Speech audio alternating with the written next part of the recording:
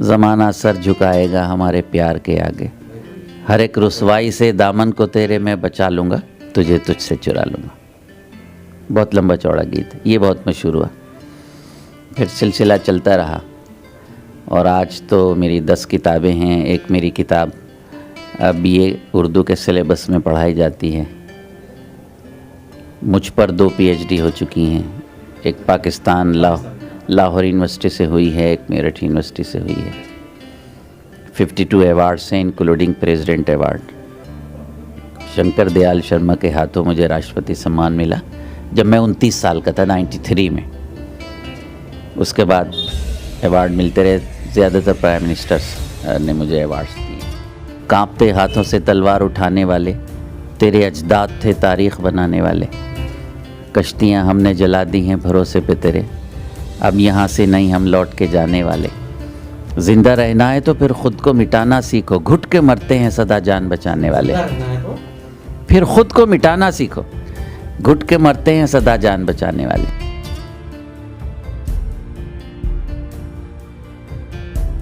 ये तय करो कि वफादार कौन है, फिर वक्त खुद बताएगा गद्दार कौन है। शायद पहला मुसलमान होऊंगा जिसे रामायण, कवितावली और गीतावली याद थी। नमस्कार, मैं हूं धर्मेंद्र। स्वागत है आपका न्यूज़ कुल्फी में। आज हमारे साथ में बहुत ही खास मेहमान हैं। इस समय पे हमारे साथ में बात करने को मौजूद हैं माजिद देवबंदी साहब हैं। आपकी जितनी तारीफ़ की जाए वो कम है, मैं लफ्ज़ों में बयान नहीं कर सकता हूं। सर, आपका बहुत बहुत स्वागत है। बहुत शुक्रिया। आपका नाम ही ऐसा है कुल्फ़ी कि उससे आदमी को दिलचस्पी पैदा हो जाती है, और अगर वो साहित्य के साथ हो तो और ज़्यादा अच्छी बात हो जाती है। असल में ज़िंदगी 2 तरह से गुजारते हैं हम लोग। एक ज़िंदगी सुकून से गुजारते हैं, एक सुकून के लिए मेहनत करके गुजारनी पड़ती है। लेकिन जो मेहनत करके सुकून मिलता है, असल ज़िंदगी वो होती है। मुझे याद है 1978 में जब मैं 9वीं क्लास का स्टूडेंट था, तब मैं शायद पहला मुसलमान होऊंगा जिसे रामायण, कवितावली और गीतावली याद थी। और मैं रामायण की अंत्याक्षरी में जाया करता था। उसी वक्त से फिर उर्दू शायरी की तरफ भी रुझान हुआ। 10वीं की, 12वीं की, फिर BA किया, MA उर्दू की, फिर PhD किया। कोशिश ये रही कि हमेशा तालिब इल्म रहें, स्टूडेंट रहें। आज जितना भी अल्लाह ने नवाजा उसमें हमारे माँ बाप की, बुज़ुर्गों की दुआएं हैं, और मेरे फादर का सब कुछ है कि उन्होंने मार मार के मुझे सिखाया कैसे बैठते हैं, कैसे बात करते हैं, कैसे बोलते हैं। मैं अक्सर ये कहता हूँ कि एजुकेशन और तालीम और जो विद्या है वो 2 तरह से हासिल की जाती है। एक तो किताबों से है, लेकिन किताब में ये तो लिखा है कि बड़ों का सम्मान करना चाहिए, लेकिन आप सम्मान जब तक नहीं कर सकते जब तक बड़ों में नहीं बैठेंगे। बड़ों में बैठेंगे तो बताएंगे कैसे बैठो। अदब जो है कि सीखने को बड़ों से ही। तो मालूम ये हुआ कि किताबों के साथ साथ अदब सीखने से हमारी ज़िंदगी बनती है, और अदब बड़ों में बैठे बगैर नहीं सीखा जाता। और मैं तो अक्सर ये कहता हूँ, बड़ों में ना बैठकर बड़ों के कदमों में बैठकर अदब सीखा जाता है। आप जब से दुनिया कायम हुई आज तक देखें और क़यामत तक देखेंगे कि वही लोग समाज को, साहित्य को कुछ दे सके जिन्होंने ख़ुद को घुला दिया। शमा है ना, जब शमा जलाई जाती है तो वो आंसू बहाती है। वो आंसू जो हैं वो रोशनी के आंसू होते हैं। वो आंसू बहाती है, ख़ुद गम उठाती है, जलने की तकलीफ़ उठाती है। शेर व शायरी के अंदाज में अगर चले तो मज़ा आ जाए। शमा को जब हम जलाते हैं तो वो आंसू बहाती है, तकलीफ़ उठाती है, लेकिन रोशनी देती है। उन्हें है शौक़ अगर बिजलियाँ गिराने का, हमारा काम भी है आशियाँ बनाने का। सुना है आप हैं माहिर हवा चलाने में, हुनर न छोड़ेंगे हम भी दिए जलाने का। दिए जलाने का हुनर, रोशनी फैलाने का हुनर होना चाहिए। और आज जिस पॉलिटिकल सिनेरियो में हम जी रहे हैं, वहाँ दिए जलाए नहीं जा रहे हैं बल्कि दिए बुझाए जा रहे हैं। आपने हुनर की बात की। हुनर में मैं आपसे पूछना चाहूँगा कि पहली ऐसी कौन सी शायरी थी आपकी जिससे आपको नेम और फेम मिला, जो मतलब हर जगह आप जाते हैं तो उसकी क्या डिमांड होती है कि भाई ये वाली तो पढ़नी है। मैंने जब 14 साल की उम्र में था तो पहला शेर कहा, 12 साल की उम्र में पहला शेर कहा, 14 साल की उम्र में मुशायरा पढ़ा। पहला शेर था, जिसको अल्लाह पर भरोसा है वो कभी भी नहीं भटकता है। तो 43 ईयर्स हो गए, मैं आज तक भटका नहीं, कोशिश कर रहा हूँ रास्ते पर चलता रहूँ। लेकिन फिर अलग अलग ज़माने में मेरी अलग अलग गज़लें मकबूल होती रहीं। एक ज़माने में मेरी गज़ल बहुत मशहूर हुई थी, पूरी दुनिया जानती है। पहले ये तय करो कि वफ़ादार कौन है, फिर वक्त खुद बताएगा गद्दार कौन है। तो एक ज़माने में वो बहुत मशहूर हुई। फिर उसके बाद मेरी और गज़ल मशहूर हुई, कांपते हाथों से तलवार उठाने वाले तेरे अजदाद थे तारीख़ बनाने वाले, कश्तियाँ हमने जला दी हैं भरोसे पे तेरे, अब यहाँ से नहीं हम लौट के जाने वाले। ज़िंदा रहना है तो फिर ख़ुद को मिटाना सीखो, घुट के मरते हैं सदा जान बचाने वाले। फिर ख़ुद को मिटाना सीखो, घुट के मरते हैं सदा जान बचाने वाले। और आगे हम बढ़े। मेरी शुरू की शायरी में गीत बहुत मशहूर हुआ, जो जिसे यूट्यूब पर आप देखें तो 10 लाख से ज़्यादा लोग सिर्फ़ एक गीत को सुन चुके हैं। मैं तेरे हुस्न को नगमात के सांचे में ढालूँगा, तुझे तुझसे चुरा लूँगा। ये मेरा गीत बहुत मशहूर हुआ। क्यों नहीं गीत हो ही जाए थोड़ा सा, मतलब चंद मिसरे अगर उसके आप मैं तेरे हुस्न को नगमात के सांचे में ढालूँगा, तुझे तुझसे चुरा लूँगा। फ़ज़ाए नूर में डूबे हवाओं में महक जागे, ज़माना सर झुकाएगा हमारे प्यार के आगे। हर एक रुसवाई से दामन को तेरे मैं बचा लूँगा, तुझे तुझसे चुरा लूँगा। बहुत लंबा चौड़ा गीत है, ये बहुत मशहूर हुआ। फिर सिलसिला चलता रहा और आज तो मेरी 10 किताबें हैं। एक मेरी किताब BA उर्दू के सिलेबस में पढ़ाई जाती है। मुझ पर 2 PhD हो चुकी हैं। एक पाकिस्तान लाहौर यूनिवर्सिटी से हुई है, एक मेरठ यूनिवर्सिटी से हुई है। 52 अवार्ड्स हैं including president award. Shankar Dayal Sharma के हाथों मुझे राष्ट्रपति सम्मान मिला जब मैं 29 साल का था, 93 में। उसके बाद अवार्ड मिलते रहे, ज़्यादातर प्राइम मिनिस्टर्स ने मुझे अवार्ड्स दिए हैं मेरी कल्चरल एक्टिविटीज़ के लिए। गुजराल साहब के हाथों कई अवार्ड मुझे मिले, गवर्नमेंट के गवर्नर्स, ये वो मिनिस्टर्स काफ़ी हैं। 52 अवार्ड्स हैं और पूरी दुनिया में लोग मोहब्बत करते हैं। मेरी शायद हज़ारों की तादाद में यूट्यूब पर लिंक्स। और मैं उस ज़माने का शायर हूँ जब ये टेप में कैसेटें चला करती थी। और एक मुशायरा मैंने पढ़ा था, मौदहा उत्तर प्रदेश का एक शहर है, वहाँ उसमें मैंने एक गज़ल पढ़ी थी। तो वो कैसेटें बिकती थी, तो जो कैसेट बेचने वाला है उसने बताया कि 5 लाख कैसेट्स उसने सिर्फ मेरी बेची।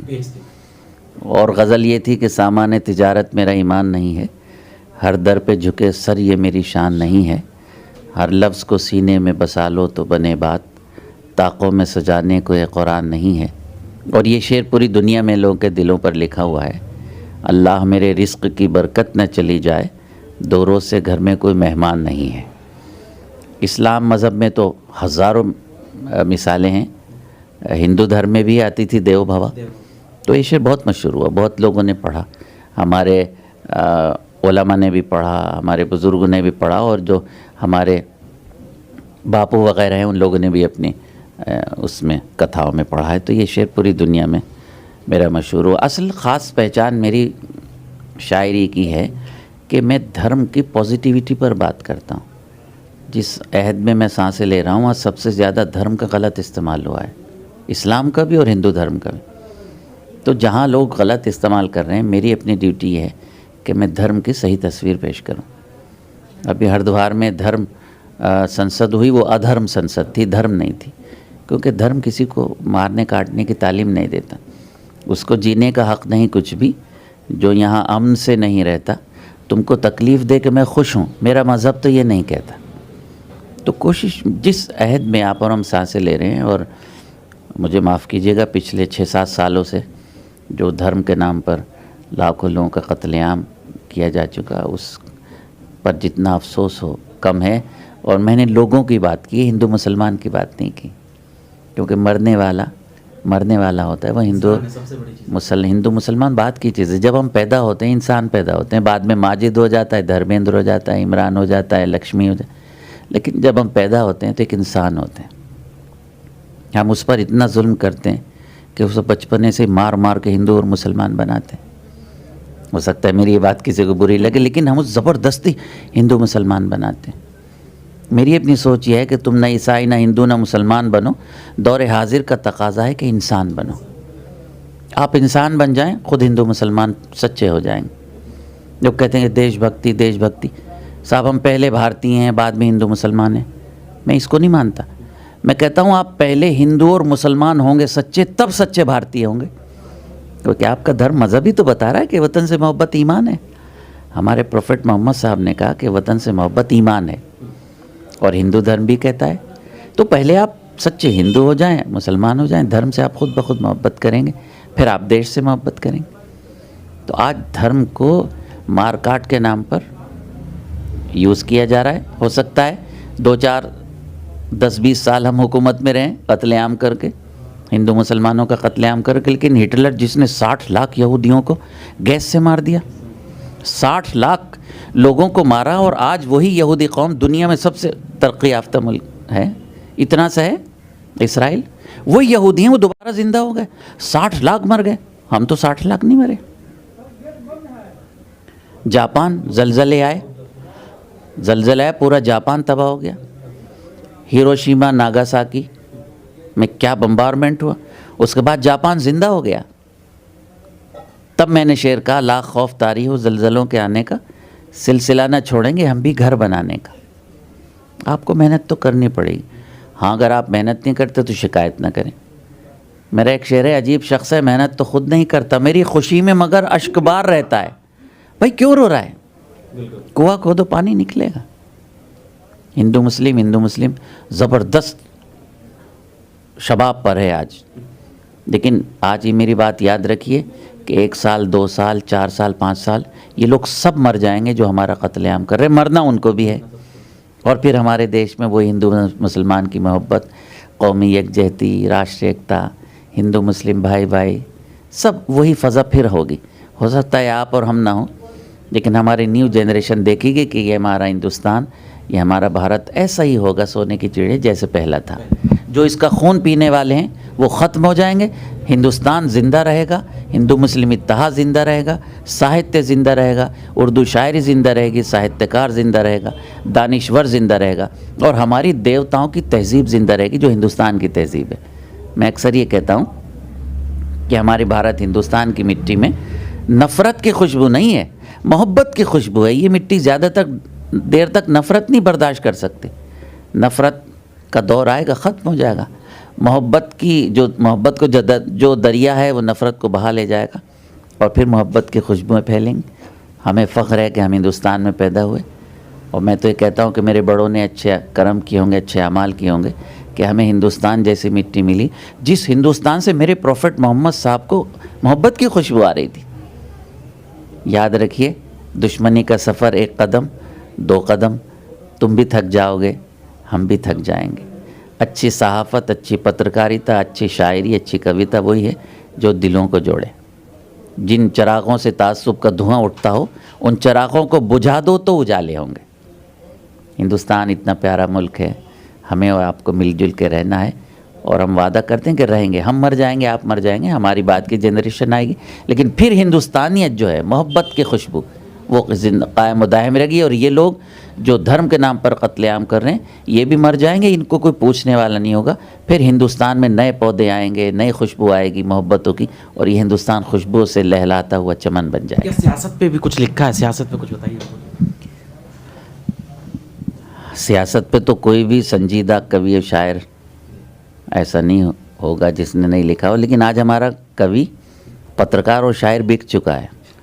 इस वक्त हमारा मीडिया, हमारे अखबार, चैनल बिके हुए हैं, लोगों को ख़रीद लिया है लोगों ने उन्हें। लेकिन अभी ऐसे हैं, ऐसा नहीं है। ये और बात हज़ारों के सर उतारेगा, मगर ये शख्स भी सांसों की जंग हारेगा। ये और बात हज़ारों के सर उतारेगा, मगर ये शख्स भी सांसों की जंग हारेगा। बदलने वाला है ये वक्त भी, ज़रा सुन ले, कोई ना आएगा जिसको भी तू पुकारेगा। हम अपनी मौत मरेंगे, हमारा ईमा है, ये तेरा वहम है पागल, तू हमको मारेगा। क्योंकि ईश्वर और खुदा के हाथ में है। तो ये नफ़रत करने वाले ख़त्म हो जाएंगे, ये गंदी सियासत करने वाले ख़त्म हो जाएंगे, फिर हिंदुस्तान में मोहब्बतों की खुशबू होंगी। आपने किताबों की बात की, किताबों का जिक्र हो रहा था। उर्दू के लिए जो आपने काम किया है, उर्दू साहित्य पे जो आपने काम किया, आपने जो किताबें लिखी हों या फिर उर्दू एकेडमी की हम बात करें, जितना समय आपने दिया चीज़ों को, वो बहुत ही तारीफ़ के काबिल है, मतलब जितनी तारीफ़ की जाए वो कम है। मैं आपसे जानना चाहूँगा कि आपने जो किताबें लिखी उनमें से सबसे ज़्यादा बेस्ट सेलिंग बुक आपकी कौन सी रही, और जो आपको पर्सनली बहुत ज़्यादा पसंद हो, जिससे बहुत ज़्यादा अटैचमेंट हो, मतलब जो लोग भी बहुत ज़्यादा पसंद करें? नहीं, मैं बेस्ट सेलिंग बुक आपने कही, मैंने एक भी किताब बेचने के लिए नहीं छापी। 10 किताब छापी, सब गिफ्ट देने के लिए छापी। हम बेचते नहीं, हम साहित्य, अदब, कल्चर, तहजीब को बेचते नहीं। हालांकि लोग बेच रहे हैं, वो तो लोग तो देश को भी बेच रहे हैं, तो उससे क्या होता है। लेकिन मेरी सोच यह है कि हमें किताब समाज को बनाने के लिए, न्यू जनरेशन को अच्छा पैगाम देने के लिए छापनी चाहिए। मैं इसी नीयत से छापता हूँ। उर्दू एकेडमी दिल्ली का मैं 2.5 साल चेयरमैन रहा। वहाँ मैंने वो काम किए जो 20 सालों में नहीं हुए। मैं जहाँ रहा अपना चिराग जलाकर अपनी रोशनी फैलाई। तो ये साहित्य हमें इंसान बनाता है। आज हमारा दुर्भाग्य है कि साहित्य की पुरानी किताबें आप देखें, वो 10 रुपये किलो मिलती हैं और वो ज़मीन पे रखी होती हैं, और ये जूता जो है वो 5,000 का मिलता है, वो शोरूम में रखा होता है। तो हमारी औकात ये है कि जूता जो है हम 5,000 में ख़रीदते हैं, वो साहित्य जिसने मुझे इंसान बनाया, इतनी शोहरत दी, वो हम 10 रुपये में बेच देते हैं। आपको खुशी होगी जान के कि मैं पहली क्लास से PhD तक मैंने एक भी किताब, अपना कोर्स रद्दी में नहीं बेचा। जब मैंने वो 12वीं कर ली तो मैंने किसी बच्चे को दे दिया, किसी का काम आ गया। आज भी मेरे घर में जो किताबें मौजूद हैं, उसे मैं ये नियत ही नहीं रखता कि उसको बेचें। क्यों बेचें रद्दी में? यार, ये किताब जिसको आप 10 रुपये किलो बेच रहे, इसने आपको अंतर्राष्ट्रीय बनाया, इसने आपको इतना बड़ा इंसान बनाया, उसकी वजह से आप उन्हें पढ़ा फेंक दिया। लेकिन याद रखें, जिसने किताब को 10 रुपये किलो में बेच दिया, वो किताब उसको अंदर से बदल नहीं सकेगी। जिसने किताब को दिल से लगा लिया, माथे से लगा लिया, वो किताब, वो इल्म, वो विद्या, वो एजुकेशन उसको बड़ा इंसान बनाएगी। मेरी अपनी सोच ये है। जब पहली बार आपको अवार्ड मिला था तो उस समय पे अंदर से क्या फील आ रहा था, फैमिली का क्या रिएक्शन था उस समय? कैसे कहते हैं, भावुक भी हो जाते हैं बहुत टाइम पे, आपको कैसा लग रहा था? मज़ेदार बात यह है कि जब 93 में शंकर दयाल शर्मा ने मुझे राष्ट्रपति सम्मान दिया तो मैं दिल्ली में ही था, शादी भी नहीं हुई थी। तो मैं एक फ़कीरी थैला डाला ऐसे ही, तो बस से आया था यहाँ रेल भवन, वहाँ से उतर गया और फिर पैदल राष्ट्रपति भवन जा रहा था। रास्ते में बारिश हो गई तो मैं भीग गया। अव्वल तो लोग सोच रहे हैं कि ये कौन है जो राष्ट्रपति भवन जा रहा है। खैर, जब मैं गया तो हर गेट पे मुझे रोक रहे और बदतमीज़ी से बोल रहे, ज़ाहिर है राष्ट्रपति भवन में कौन इस तरह जा सकता है, फ़कीरी झोला पड़ा हुआ। खैर, जब मैं बताता गया लिस्ट में मेरा नाम है, तो खैर उन्होंने फिर आगे पहुंचाया। तो लास्ट में जो हम जा रहे थे, तो उसमें जो गार्ड्स भी थे कुछ प्रेसिडेंट के, तो उन्होंने मुझे वैसे देखा, क्या है, कहाँ जा रहे हो? तो मैंने कहा वैसे ही जा रहे हैं, तो एक सम्मान हमें मिलना है। तो कहने लगे, सम्मान? कैसा सम्मान? तो मैंने कहा आप लिस्ट में देखी। तो उसने देखा कि मेरा नाम है, तो खैर फिर वो इज़्ज़त से ले गए। और फिर जब अपने साथ राष्ट्रपति के गार्ड मुझे लेकर गए, तो मैं वही था, यहाँ थैला टंगा हुआ था, एक कोट पहन रखा था, पैंट पहन रखी थी। 29 साल की उम्र क्या होती है। लेकिन ये तारीख़ वाक़या था कि मैं बस से उतर कर वहाँ तक गया और भीग गया, थैला टंगा हुआ, लोग सोच रहे पता नहीं कौन चला जा रहा है। लेकिन ये मेरी कदर नहीं थी, मेरा अवार्ड नहीं था, हुनर और उस तालीम का अवार्ड था। हमारी इज़्ज़त तब है जब हम तालीम पे ध्यान दें, हमारी इज़्ज़त तब है जब आप हुनर को पैदा करें। उन दिनों को अगर सोचा जाए, उन दिनों की अगर बात की जाए और आज के जो वर्तमान हालात है, उन दोनों को आप किस तरीके से देखते हैं, किस तरीके से कंपैरिजन किया जाए तो? अगर, क्योंकि अब लोगों का नज़रिया कुछ और होगा, नैरेटिव चेंज हो जाता है उसके बाद में, तो क्या कहना चाहेंगे? उस ज़माने में खिदमत थी, सेवा थी, आज कारोबार है। पैसा बहुत नहीं था उस ज़माने में, लेकिन इज़्ज़त बहुत थी। हालांकि अल्लाह के शुक्र है, ईश्वर की कृपा है, आज भी दुनिया में मेरी बहुत इज़्ज़त है, क्योंकि मैंने मुशायरा कवि सम्मेलनों में भी सौदेबाजी नहीं की। पैसा खूब मिलता है, लेकिन मैं तय नहीं करता सब्जियों की तरह, इतना लूँगा, इतना नहीं देंगे तो इतना लूँगा। मेरा ख्याल है सौदेबाजी ना करने। खुद ही लोग बहुत देते हैं, लेकिन मैं समझता हूँ कि आपको बेचना नहीं है। हमारे हिंदी के कई कवि हैं जिन्हें हमने कवि बनाया जी, 5-5 लाख रुपए लेते हैं वो, और कविता के नाम पे कुछ भी नहीं पढ़ते, तमाशे करते हैं, लतीफ़े सुनाते हैं। ये बहुत तब्दीली आई है, लेकिन वो साहित्य की सेवा नहीं कर रहे, साहित्य को कुछ नहीं दे रहे हैं, पैसा भर रहे हैं। पैसा ले लो, पैसा कमाना ज़िंदगी थोड़ी है। पैसा तो उस औरत से ज़्यादा कोई नहीं कमा सकता बम्बई में, जो एक दिन में 1-1 करोड़ रुपए के जेवर लोग उसको फेंक जाते हैं कोठे पे। पैसा कमाना ज़िंदगी थोड़ी है। इज़्ज़त के साथ पैसा कमाना वो जब भी हो सकता है जब आपकी अंतरात्मा की आवाज़ शायरी बनकर, कविता बनकर समाज को बदलने के लिए आ गया है। ये फ़र्क बहुत हो गया है। मैं दुआ करता हूँ कि जो आज मुल्क पे भी बुरा समय है, धर्म पर भी बुरा समय है, साहित्य पर भी बुरा समय है, बदल जाए और फिर अच्छी साहित्य, अच्छी शायरी सामने आए और फिर समाज को बनाने का काम करें। एक चीज़ और जानना चाहूँगा आपसे कि उर्दू के लिए जो काम किया जाना चाहिए था, उर्दू भाषा पे जो काम होना चाहिए था, आपको क्या लगता है कि वो पर्याप्त है? जो अभी तक हो रहे हैं, जो कार्य हो रहे हैं, उर्दू को आगे बढ़ावा देने के लिए सरकार की जो पॉलिसीज़ है, जो काम है, वो सफिशिएंट है आपकी नज़र में? नहीं, उसके ज़िम्मेदार हम खुद हैं। देखिए, हमने उर्दू पढ़ना छोड़ दिया। जब हम उर्दू नहीं पढ़ेंगे तो क्या सीखेंगे? अरे नहीं भाई, इंग्लिश पढ़ना है, उर्दू पढ़ेंगे तो हमें नौकरी नहीं मिलेगी। जिन लोगों ने उर्दू पढ़ी वो नौकरी नहीं कर रहे हैं। ज़रा बताएं ईमानदारी से, जो उर्दू टीचर है वो पढ़ाता है क्या? कह देंगे आप तो बुरा मान जाएंगे। उर्दू टीचर हैं लाखों, नहीं पढ़ाते। क्यों नहीं पढ़ाते आप? आप तो तनख्वाह लेते हैं। अब मैंने कहा था ना, अंतरात्मा की आवाज़ पर ध्यान देना चाहिए। उर्दू के जो हालात हैं वो सरकार की वजह से नहीं, हमारी वजह से हैं। 10 करोड़ का बजट था जब मैं उर्दू एकेडमी का चेयरमैन था, मैंने 10 रुपये कमीशन नहीं लिया। करोड़ों रुपए लोग कमीशन लेते हैं। उर्दू का पैसा मैंने उर्दू पे लगाया। ये जज्बा होना चाहिए। उर्दू के जो आज हालात हैं, हम रोते हैं बहुत ख़राब हैं, उसके हम जिम्मेदार हैं। सरकार जिम्मेदार नहीं, उसने 10 करोड़ का बजट दे दिया, अब आप उसको खाओ के उर्दू का काम करो। तो ये तो आप पर डिपेंड है। सरकार ने बजट दे दिया, वो उसका कैसे अप्लाई किया जाता है? हमें करना है ना, हमारी जिम्मेदारी। उर्दू का जो हालात हैं उसके ज़िम्मेदार हमें, कोई जिम्मेदार सरकार जिम्मेदार नहीं। तासुब तो हर दौर में हुआ, होता रहेगा। इस तासुब में भी क्या उर्दू का काम नहीं हो रहा है?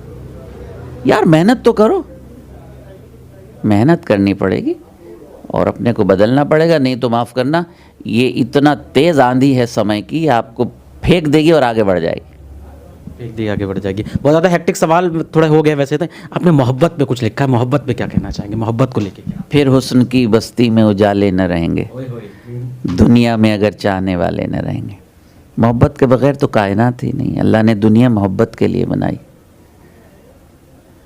मोहब्बत अगर ना होती तो दुनिया में कुछ भी नहीं होता। मोहब्बत ना होती तो हम अल्लाह को न जानते, प्रॉफिट को न जानते, माँ बाप को न जानते, गुरु को न जानते, बेटी को न जानते, माँ को न जानते, बहन को न जानते, बेटे को न जानते। जहाँ में वो भी ना एक दिन सुकून पाएगा जो दूसरों के गमों पर खुशी मनाएगा। मोहब्बत फैलाओ, दूसरों को तकलीफ़ न पहुँचाओ, इसलिए कि ईश्वर ने, खुदा ने दुनिया को मोहब्बत के लिए बनाया। मोहब्बत ना होती तो ये कायनात ही नहीं बनती। तो मोहब्बत के बगैर तो इंसान बेकार है। और जब आप मोहब्बत करेंगे तो आप करके देखिएगा, उसका सिला आपको मिलेगा। जब आप घर में जाते हैं शाम के बाद, बीवी बच्चे आपको मोहब्बत की नज़र से देखते हैं। वो देखते हैं, अजी आ गए तुम? हाँ बेगम आ गया, पापा आ गए। ये जो लम्हा है इसकी कोई कीमत नहीं, और इस लम्हे का नाम मोहब्बत है। एक सवाल और पूछना चाहूँगा, माफ़ी चाहूँगा कि मैं आपसे ये बात पूछ रहा हूँ कि अगर पर्सनल सवाल है थोड़ा, कि जब आप कॉलेज लाइफ में रहे होंगे, आप बता रहे हैं कि उस समय से ही आपको शेर व शायरी का इंटरेस्ट रहा था, उस दौर में भी जब आप लिखते होंगे या मंच पे जाके जब बोलते होंगे, पढ़ते होंगे, तो कहते हैं ना कि जो महिलाएं हैं जो, तो बहुत ज़्यादा फैंस होंगे उस समय पे। तो किसी का मतलब कोई ऐसा वाक़या हो जो बताना चाहें, कुछ जिक्र करना चाहें, कुछ ऐसा?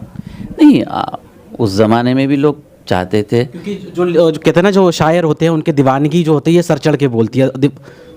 नहीं, उस ज़माने में भी लोग चाहते थे, कुंवारपन में भी चाहते थे, शादी के बाद भी चाहते हैं, आज भी चाहते हैं। 15 साल की उम्र से 50 साल तक की खातून मुझे चाहती हैं, और मुझे इसलिए नहीं चाहती कि मैं कोई बहुत हसीन खूबसूरत हूँ, बल्कि इस साहित्य प्रेम है, शायरी से लगाव है।